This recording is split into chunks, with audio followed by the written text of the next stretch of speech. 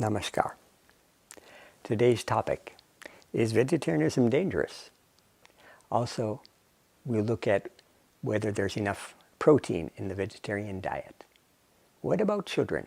Would they get enough nutritious food for them to grow up to be healthy on a vegetarian diet? And what is the role of sugar in the vegetarian diet? I remember 45 years ago when I became a vegetarian, my father predicted, "You'll be dead within 6 months." Fortunately, that never happened. Back in those years, vegetarianism meant fruit, apple, cabbage, lettuce, carrot. But nowadays, of course, there's so many combinations of different foods, some of them even more nutritious and having more protein than meat-based foods. Back in those years, I had to supplement. I was a college student. I had to supplement my diet with a brewer's yeast. 1 tablespoon, it tasted very horrible, mixing with the milk and holding my nose and drinking it down. Nowadays, the variety enables one to enjoy all the meals of a vegetarian diet. In terms of health, I've never experienced any health problem. In fact, my health has been extremely good over these years. One of my students, she had made the transition from meat to plant-based diet, and she had regularly suffered from cough and cold at a certain time every year.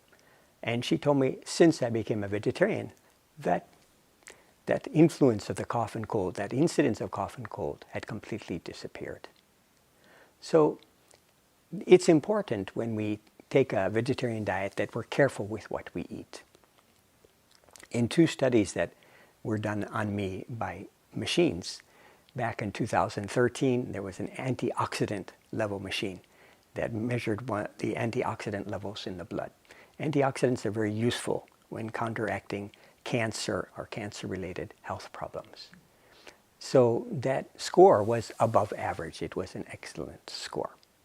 And this year in South Korea, the machine that was used to test the blood circulation level, in the 5 days of the studies that hundreds of visitors to that stall, nobody had that perfect score in blood circulation.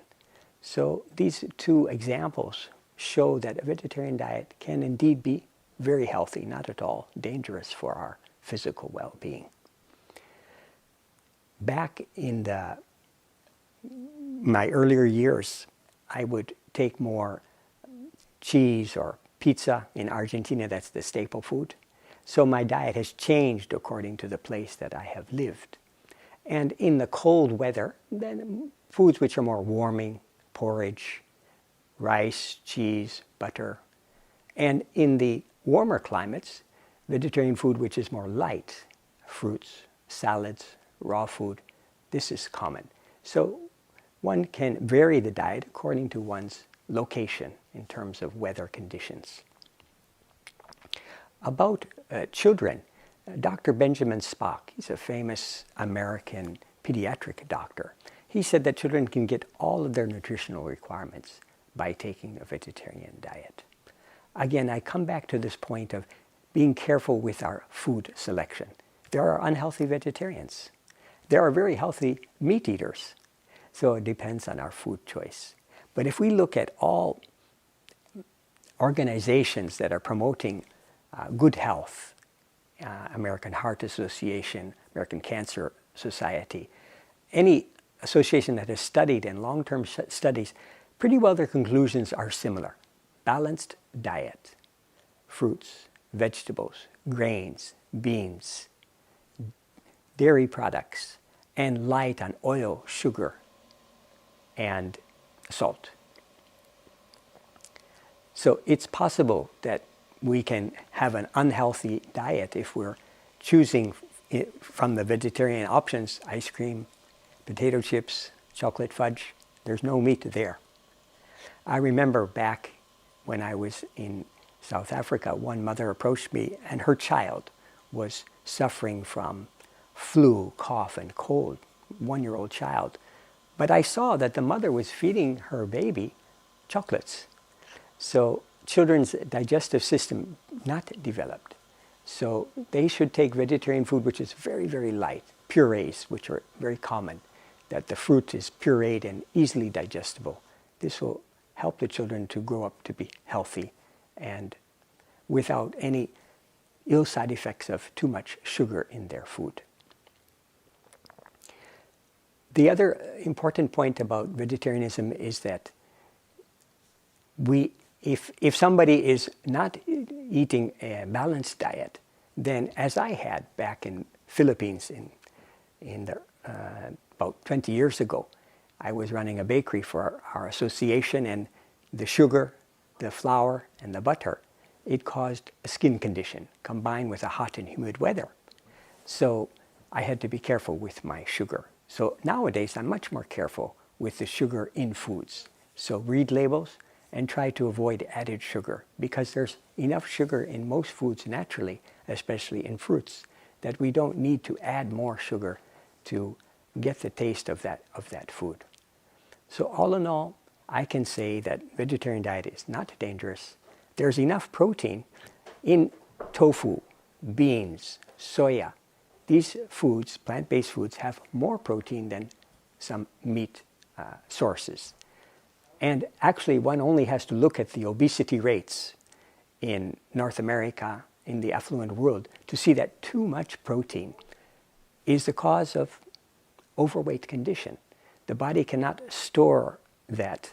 The body stores that protein as fat. And too much protein in the diet overstrains the kidneys. So we don't need as much protein as we think we do. And there's an adequate supply in all vegetarian products, especially beans, legumes, and soya. Recently, I was in Korea, and in that test that I did, I had to put my finger in a machine, and from that finger insert, the machine could read essential body elements of health: body fat, body mass index, organ fat, mineral content, many things, circulation of blood.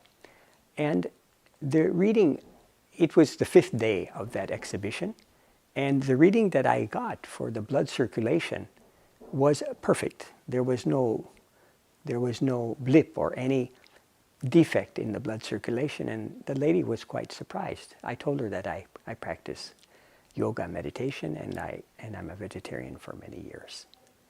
So apart from the blood circulation, all of the other body fat, body mass index, organ fat, they were all average or above normal. So I would say that the vegetarian diet is ideal, not dangerous, enough protein. And in this series, which we have been giving about yoga and meditation, when we combine that with the vegetarian diet, well-chosen foods, we can definitely have a long, healthy, and happy life. Thank you very much. Namaskar.